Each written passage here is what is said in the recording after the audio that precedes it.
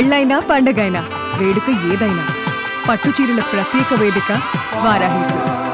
సాంప్రదాయానికి సౌందర్యానికి వారధి. నమస్కారం, నేనండి గీతాంజలి. మీకోసం సుమన్ టీవీ రామేశ్వరం వచ్చింది.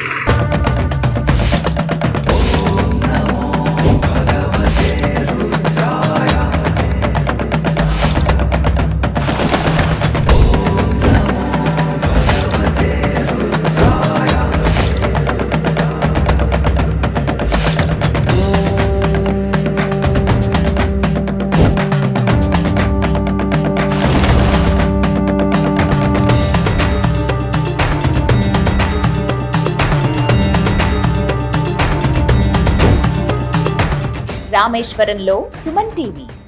ప్రత్యేకించి రాముల వారు ప్రతిష్ఠించినటువంటి ఆ శివలింగ దర్శనం అనేది సర్వపాపహరణం అని చెబుతూ ఉంటారు. ఇందులో భాగంగా రామేశ్వరంలో వీక్షించవలసినటువంటి తీర్థాలు, క్షేత్రాలు ఇంకా చాలా ఉన్నాయండి. అందులో అంటే రామేశ్వరం వచ్చిన వాళ్ళు ఖచ్చితంగా దర్శించుకోవాల్సినటువంటి ఆలయం పంచముఖి హనుమాన్ దేవాలయం. ప్రస్తుతం అక్కడే నేను ఉన్నాను. మెయిన్ రోడ్డు పైనే ఉంటుందండి. మీరు పంబన్ బ్రిడ్జ్ దాటుకుని అలా రామేశ్వరం వస్తూ ఉంటే మీకు కుడివైపున కనపడుతుంది. ఇంకా చెప్పాలంటే నటరాజస్వామి దేవాలయం ఏదైతే ఉందో ఆ దేవాలయానికి ఎదురుగుండా ఉంటుంది.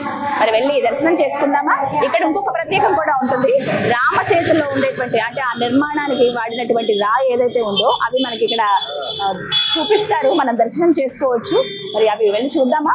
అయితే లోపలికి కెమెరా కానీ ఫోన్స్ కానీ ఏవి ఎలవ్ లేవండి. బట్ స్పెషల్ పర్మిషన్ తీసుకున్నాము.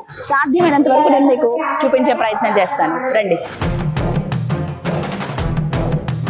ఇగో ఇక్కడ ఫస్ట్ మనం మొబైల్స్ అన్ని సబ్మిట్ చేసేయాలి. కెమెరా కానీ ఫోన్ కానీ ఏవి ఎలవ్ లేవని చెప్పాను కదా, ఇక్కడ ఇచ్చేసేయాలి. ఇచ్చిన తర్వాత మనం లోపలికి వెళ్ళొచ్చు.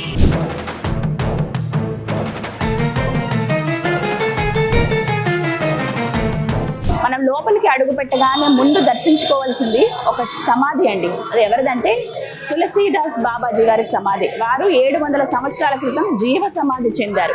ఇక్కడే ఆయన హనుమాన్ని పూజించారు. 700 సంవత్సరాల క్రితం ఒక రాయికి వెలిసినటువంటి స్వయంభూగా వెలిసిన హనుమాన్ని, పంచముఖ హనుమాన్ని కొలిచింది వారే. అప్పటి నుంచి అలా పూజలు కొనసాగుతూ వస్తున్నాయి. అయితే వారు మాత్రం జీవ సమాధి చెందారు. వారి సమాధి మనకి ఇక్కడ కనపడుతుంది. ఒక్క నిమిషం దండం పెట్టుకుని ధ్యానం చేసుకుని వెళ్ళొచ్చు.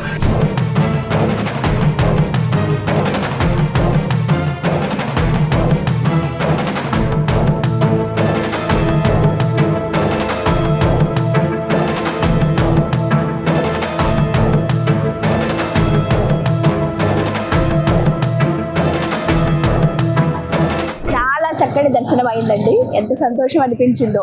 కొన్ని ప్రదేశాలకు వస్తే ఆ ముఖ్యమైనవి తెలుసుకుని చూసాం అన్నప్పుడు ఆ ఆనందం ఉంటుంది చూసారా, అలా అది ఆ అనుభూతి ఉంది నాకైతే. ముందుగా మనం లోపలికి వెళ్ళగానే జీవ సమాధి చెందిన బాబా గారి సమాధి మనం చూసాం కదా. వారిని ఒకసారి స్మరించుకుని దండం పెట్టుకుని అక్కడ వినాయకుడు, శివలింగం కూడా ఉంటాయి. దండం పెట్టుకున్న తర్వాత అలా కొంచెం ముందుకు వెళ్తే పెద్ద పంచముఖ హనుమాన్ విగ్రహం కనిపిస్తుందండి. ప్రతిష్ఠించిందే. అయితే 18 ఫీట్లు ఉంటుంది. ఏకశిల విగ్రహం అండి. ఎంత బాగుందో అంటే నల్లటి విగ్రహము. స్వామికి నువ్వుల నూనెతో అభిషేకం చేస్తారు. మామూలుగా మన ఆంజనేయ స్వామి అంటే సింధూరంతో చూస్తాం కదా, కానీ ఇక్కడ ఏంటంటే అభిషేకం చేస్తారు నల్ల నువ్వుల నూనెతోటి. అంటే శని దోషాలు ఎవరికైతే ఉంటాయో వాళ్ళు ఇక్కడ స్వామిని దర్శించుకుంటే ఎంతో పుణ్యప్రదం. వారికి ఉన్నటువంటి శనిపీడ కాస్త తగ్గుతుంది అని చెప్తారండి. శని మంచి చేస్తాడు అనే విషయం కూడా చెప్తారు. ఒకసారి దర్శించుకుంటే చాలా అదొక మహద్భాగ్యంగా కూడా చెప్తారు. అలా ఆ స్వామిని 18 ఫీట్లలో ఉన్న పంచముఖ హనుమాన్ని చూసి అలా నెమ్మదిగా మనం లోపలికి వెళ్ళొచ్చు. అక్కడ మనకి క్లియర్ గా రాసి ఉంటుంది బోర్డు మీద, floating stone, Ram Setu floating stone మీరు చూడొచ్చు అని చెప్పి. అలా నెమ్మదిగా లోపలికి వెళ్తే బాబాజీ ఎవరైతే ఉన్నారో వారి తర్వాత ఉన్నటువంటి గురువులు ఎవరైతే ఉన్నారో వాళ్ళందరి ఫొటోస్ మనం చూడొచ్చండి. ఎవరెవరు ఎంతకాలం పాటు ఇక్కడ సేవలో ఉన్నారు అని చెప్పి. అలా అవన్నీ చూసుకుంటూ నెమ్మదిగా మనం ముందుకు అలా నడుచుకుంటూ వెళ్తే లోపల కేసీఆర్ గారు వచ్చారట. అయితే ఆయనకి ఎలా స్వాగతం పలికారు, ఆయనకి ఎలా చూపించారు ఈ ఫ్లోటింగ్ స్టోన్స్ అవన్నీ చెప్పి కొన్ని ఫొటోస్ ఎగ్జిబిట్ చేశారు. అవి అలా చూసుకుంటూ బయటకు వస్తే మనకి ఫ్లోటింగ్ స్టోన్ ఏదైతే ఉందో అది చూపిస్తారండి. దానికి సంబంధించిన కథ అంతా చెప్తారు ఏంటి ఎలాగా అని చెప్పి. 1964వ సంవత్సరంలో పెద్ద తుఫాన్ వచ్చింది కదా, అప్పుడు ఈ రాళ్ళు ఒడ్డుకి కొట్టుకొచ్చాడు ధనుష్కోడి దగ్గర. ఏంటో ఇవి ఇంతకున్నాయని చూస్తే అవేమో తేలుతున్నాయి పైకి.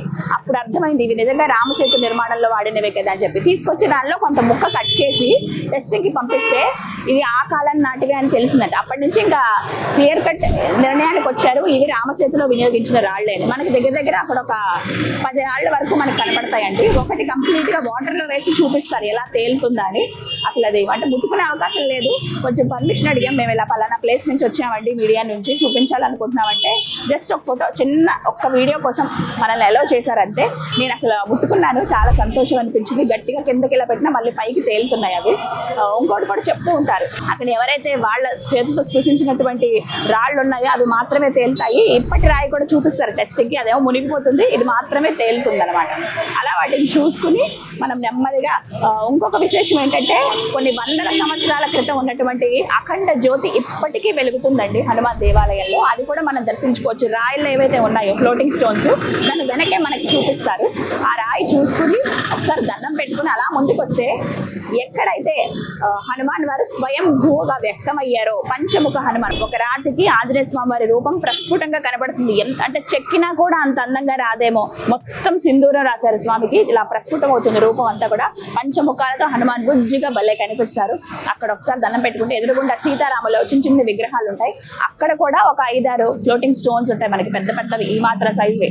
అసలు అప్పట్లో అవి ఎలా ఉన్నాయో, వాటితో అసలు ఎలా వారధి కట్టారో, ఆ ఇంటర్లాకింగ్ సిస్టమ్ ఉన్నట్టుంది వాటికి.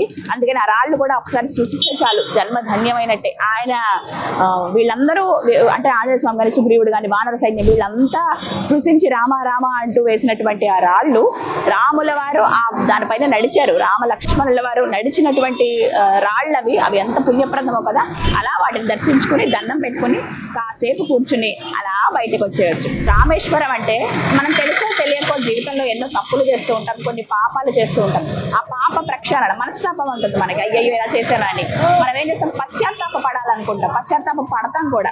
మరి ఏం చేయాలి, పశ్చాత్తాపానికి మించిన ప్రాయశ్చిత్తం లేదు అని అంటారు. అలాంటి వాళ్ళకి కూడా పాప పరిహారం కోసం వచ్చి 2 సముద్రాలు కలిసేటువంటి ఈ ప్రదేశంలో స్నానం ఆచరించి ఆ రామనాథుడిని దర్శించుకుంటే గనక ఆ పాప ప్రక్షాళన అవుతుంది అనేది ఒక నమ్మకం ఇక్కడ భక్తులు. అలా చాలా మంది ఎక్కడెక్కడి నుంచో వస్తారండి, దేశ విదేశాల నుంచి, ప్రత్యేకించి భారతదేశంలో ఉన్న వివిధ రాష్ట్రాల నుంచి. మీరు కూడా రావాలనుకుంటే ఖచ్చితంగా రండి, చక్కటి ప్రదేశం ఇది. ఆ స్వామిని దర్శించుకోవచ్చు. అలాగే రామభద్రుడు హనుమాన్ ప్రత్యక్షంగా అంటే ఆయన స్వయంభూగా వెలిసినటువంటి పంచముఖ దేవాలయాన్ని కూడా మీరు దర్శించుకోండి. మనకి చెప్పాను కదా, పంబన్ నుంచి అలా స్ట్రైట్ గా మనం గోపురానికి వెళ్తూ ఉంటే, ఆలయం దగ్గరికి వెళుతుంటే మీకు రైట్ సైడ్ కనపడుతుంది నటరాజ స్వామి ఆలయానికి ఆపోజిట్ లోనే, మెయిన్ రోడ్డు మీద ఉన్నాను నేను. సో చాలా ఈజీ అడ్రస్ అండి, మీరు గూగుల్ మ్యాప్ పెట్టుకున్నా సరే ఈజీగా రావచ్చు. టెంపుల్ నుంచి 1-2 కిలోమీటర్లు ఉంటుంది అంతే, అంతకన్నా దూరం ఏమి ఉండదు. హ్యాపీగా వచ్చి ఆ స్వామిని దర్శించుకోండి. మీకు కూడా ఆ స్వామి దర్శనం కలగాలని మనస్ఫూర్తిగా కోరుకుంటున్నాను. జై హనుమాన్.